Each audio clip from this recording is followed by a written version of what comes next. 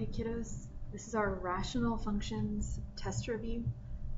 It's the review for graphing rational functions, rational meaning ratio. So we have something on top and something on bottom that both have x's in them. Before you start this review, please make sure that you have your notes with the steps for graphing rational functions, someplace that they're accessible. Maybe try to do it without those notes first, but if you need them, get out those steps. All right, guys, the first thing that we do when we're graphing a rational function is that we factor everything completely. And I'm looking at question 1 right here, and I see that there really isn't anything to factor at all. So I don't need to factor anything here. And what that tells me is that I don't have any holes, right? Because holes come from common factors. So step 1, factor everything completely. Well, that's done for us. And because there are no common factors, that means we don't have any holes. So I'm going to write right here, hole, and I'm going to write none. And that's just a reminder that we know we're supposed to look for holes first, and that we did, and there aren't any. The next thing we find is the vertical asymptote. And we find that by setting the bottom equal to 0. So in this case, that's 2x minus 1 is equal to 0. Solve for x.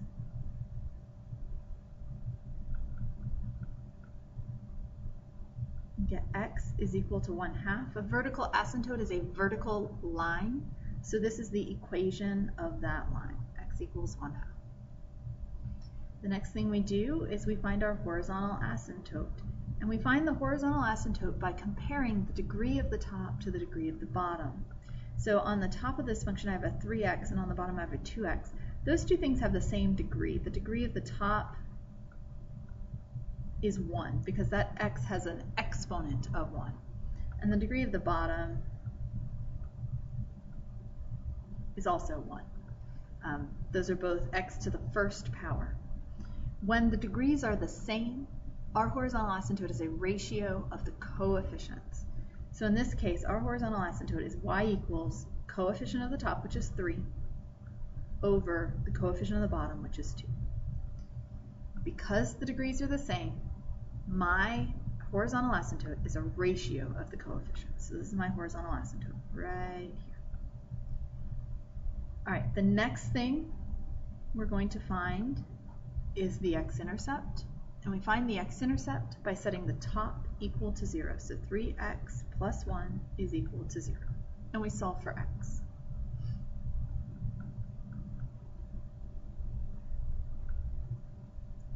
And when I do this, I get x is equal to -1/3. Now an x-intercept, guys, that is a point. That is not a line. And so we write it as a coordinate. It is the coordinate -1/3, 0. That's my x-intercept. And x-intercepts have to be points. We also find our y-intercept. And we do that by plugging in zeros for all of the x's. So y equals 3 times 0 plus 1 over 2 times 0 minus 1. You plug in zeros for all the x's. And when you do that, you get y equals +1 over -1, which is just -1. And remember, that is also a point. So it's the point 0, -1. And that is our y-intercept. And now we found all the pieces of this rational function that we need to find. We want to graph those pieces, and then we're going to draw our curves. So asymptotes first. I have a vertical asymptote at 1/2, at x equals 1/2, and that is about right there. There's my vertical asymptote right there. I have a horizontal asymptote at y equals 3/2, so that's halfway between 1 and 2. It's right here. There's that horizontal asymptote right there.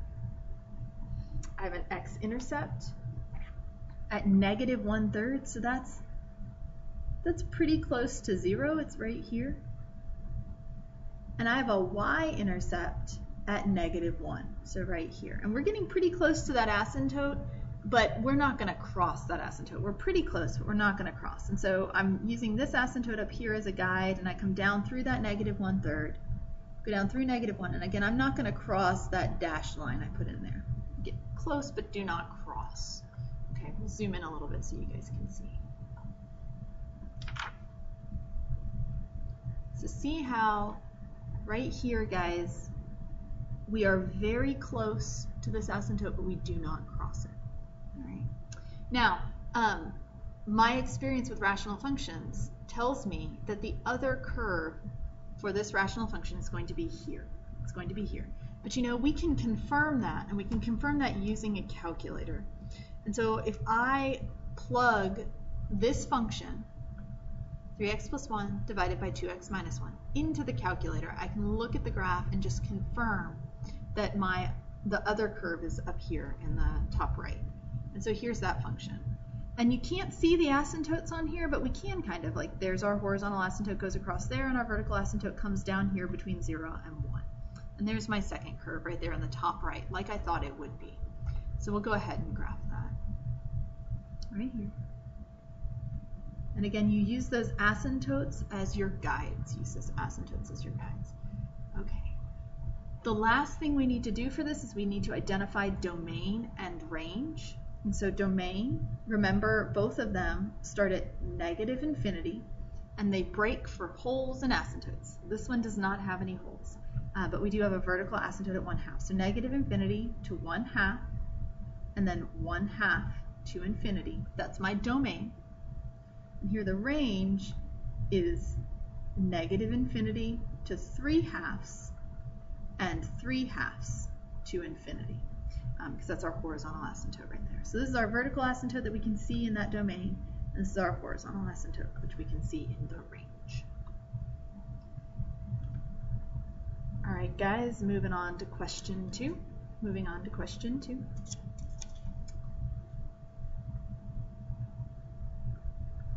The first thing we do with rational functions is we factor everything completely and look for common factors. So I'm looking at this right here. I'm looking for two numbers that multiply to negative 15 and add to negative 2.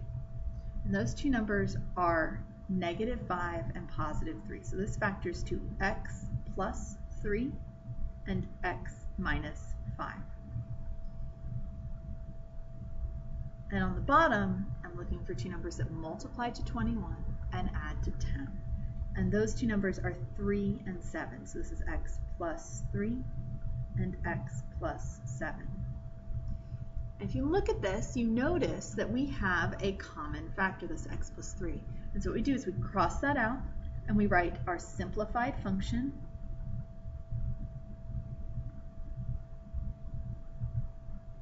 which is y equals x minus 5 over x plus 7.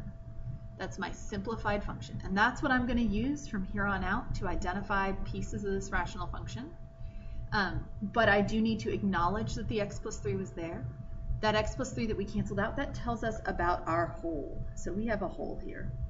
And that hole is found by setting the common factor, the x plus 3, equal to 0 and solving for x. So you get x equals negative 3. Remember, a hole is a point, it is not a line, and so we need a y coordinate for that. And we get that y coordinate by taking this negative 3 and plugging it into our simplified function. So y equals negative 3 minus 5 over negative 3 plus 7.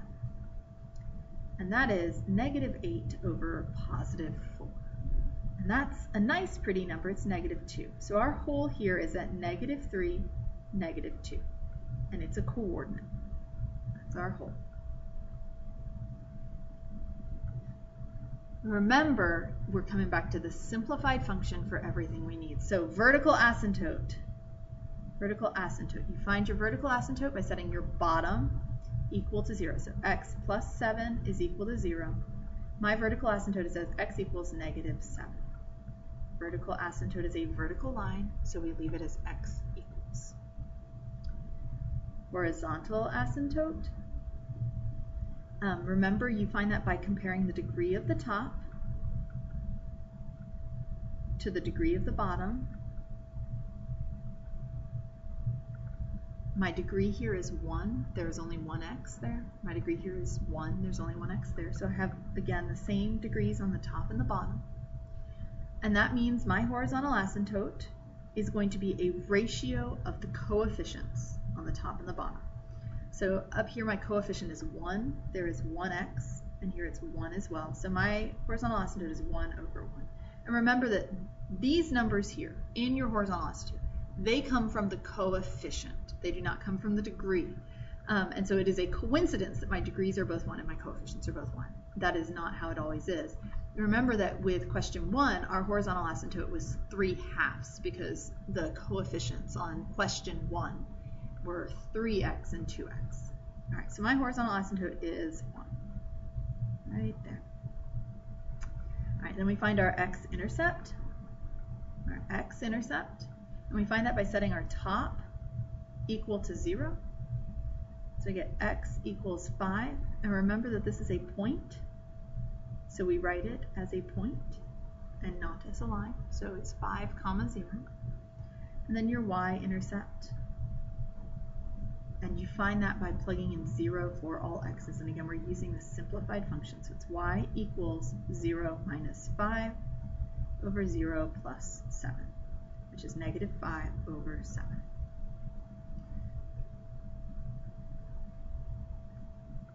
And that's the point 0, negative 5/7. Right there. And what we do now is we graph all of these things on our xy axis, all of them on our xy axis, so that we can see how it all works out. So the first thing I'm going to graph is my hole at -3, -2, so -1, 2, 3, -2. I'm graphing it nice and big and easy to see so that nobody misses that that's supposed to be a hole. All right. We have a vertical asymptote at -7, so that's over here. Here's -5, 6. Here's -7. There's my vertical asymptote there. And our horizontal asymptote is at y equals 1.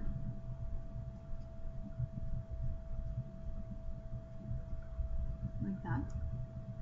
There are asymptotes. And then we graph our x-intercept and our y-intercept. I have an x-intercept at 5, 0, and a y-intercept at -5/7, which is almost -1. So right here.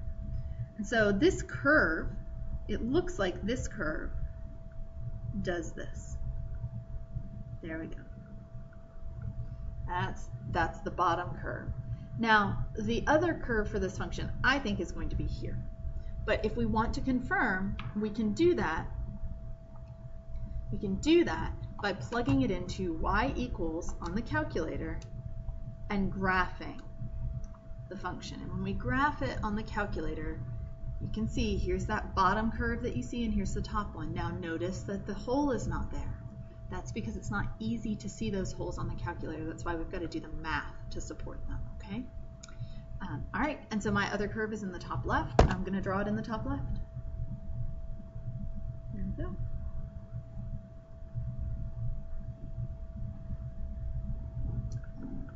All right, guys, let's look at question 3. Again, with any rational function, the first thing you do is factor everything completely. Factor everything completely. I can't do anything to the -5x. But I can factor the x squared minus 9, and that factors to x plus 3 and x minus 3. Factors to x plus 3 and x minus 3. And then what we do, guys, is we cross out common factors and write a simplified function. There are no common factors here. There's nothing to cross out. So I don't need to write a simplified function. This is as simple as it gets. What I do need to do is acknowledge that we could have a hole, right, if we had a common factor. We don't, so I write none. It's just a reminder that that's the first thing we do when we're graphing, is cross out common factors and find holes. After that, what we do is we find our vertical asymptote. And you find it by setting the bottom of your function equal to 0. So this is x plus 3 and x minus 3, and set them equal to 0. X plus 3 is equal to 0, and x minus 3 is equal to 0. It's okay to have two vertical asymptotes. It's okay, that happens sometimes, right? And so this is x equals -3 and x equals +3. And those are our two vertical asymptotes, and that's okay. Sometimes that happens. After we find our vertical asymptote, we find our horizontal asymptote. And we do that by comparing the degree of the top to the degree of the bottom.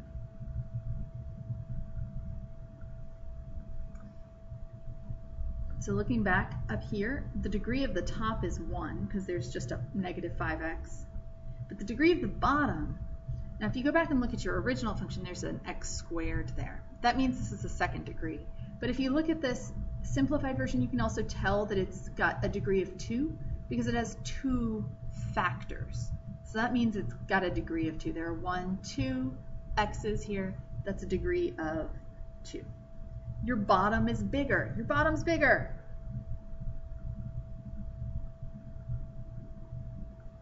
And that means that your horizontal asymptote is y equals 0. Remember, if your bottom is bigger, your horizontal asymptote is y equals 0. If your top's bigger, you don't have one. And if your top and bottom have the same degree, then you do that ratio of coefficients. All right, guys, after the horizontal asymptote, we find our x-intercept. And we do that by setting the top equal to 0. So negative 5x is equal to 0. Divide by negative 5. You get x is equal to 0. And that's the point 0, 0. Don't be afraid. That's okay. It's totally fine. Follow the map. Your y-intercept we find by plugging 0 in for x, so negative 5 times 0 over 0 plus 3 times 0 minus 3. And that ends up being 0 over negative 9, which is just 0. And so our y-intercept is also 0, 0. Now, if your x-intercept is 0, 0, your y-intercept is also 0, 0, because that's the only, this is x and y, right? They're both at 0 here. And if you remember that on the test and can tell me that, then you don't have to do this y-intercept calculation. That's okay. But you do need to remind me that you understand why that's happening, and that's because this is crossing both x and y at 0. All right, guys, let's go ahead and graph all the pieces here. So the first thing we're going to graph are our vertical asymptotes. I have one at negative 3, 1, 2, 3.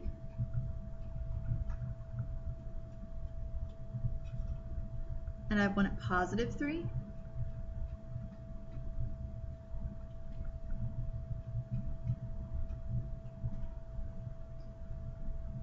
I have a horizontal asymptote at 0.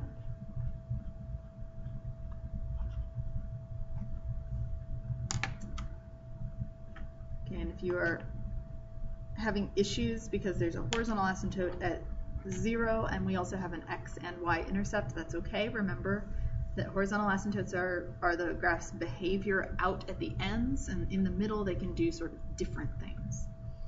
All right, so I got my vertical asymptotes, my horizontal asymptotes, and my x and y intercept is this point right here. And for this graph, we need to look at the graph. We need to look at it in the calculator and see what it looks like, because even I am not quite sure exactly what it looks like. So we're going to do that.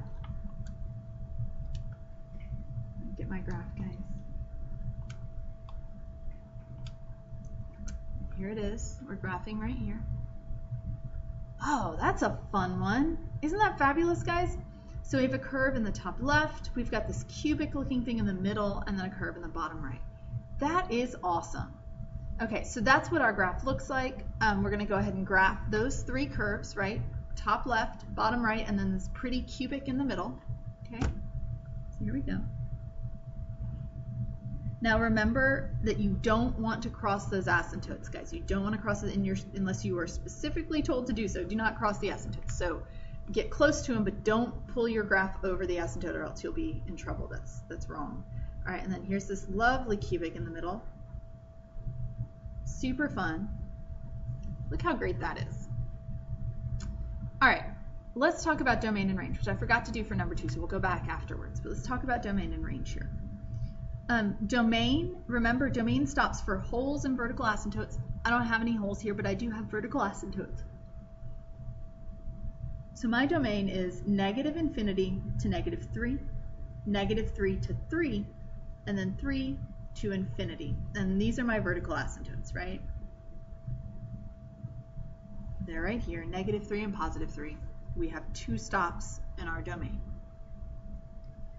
Now the range is a little different. Range stops for horizontal asymptotes, but here we crossed our horizontal asymptote. We crossed it. And so the range here doesn't stop for horizontal asymptotes, it just goes right through for this function. And so our range for this function is -infinity to infinity.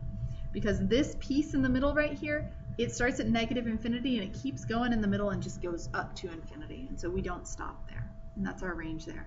If you have a cubic like this in the middle, your range is going to be -infinity to infinity. So again, if you have a cubic like this in the middle, that's your range right there. All right, let's look at question 2 and identify domain and range real quick, just because we forgot to do it while we were working on that one. So guys, remember domain stops for vertical asymptotes and holes. So here, my domain is going to be, oh, it's hard to see. We'll put it here.